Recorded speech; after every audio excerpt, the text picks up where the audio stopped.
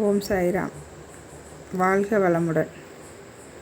பாருங்கள், சோப்பு நானாக ரெடி பண்ண சோப்பு, ஹோம்மேடு சோத்துக்கத்தாழையில் செஞ்ச சோப்பு, பியூர் செக்கில் ஆட்டின தேங்காய் எண்ணெய். ஆனால் இதுக்கு பொறுமை ரொம்ப முக்கியங்க. இந்த சோப்பு தயாரிக்க நம்ம ரொம்ப பொறுமையாக செஞ்சோன்னா நல்ல சோப்பு, தரமான சோப்பு நம்மளுக்கு கிடைக்கும். சோத்துக்கத்தாழை பறித்து காலையிலே தண்ணியில் போட்டு வச்சுருந்தேன். இந்த இதெல்லாம் கக்கி அதுக்கப்புறம் எடுத்து 1 ஹவர் ஆச்சு. இந்த 1.25 மணி நேரம் கரெக்டாக. இது மிக்சிங், அந்த டயம்தான் நம்மளுக்கு ரொம்ப முக்கியம்.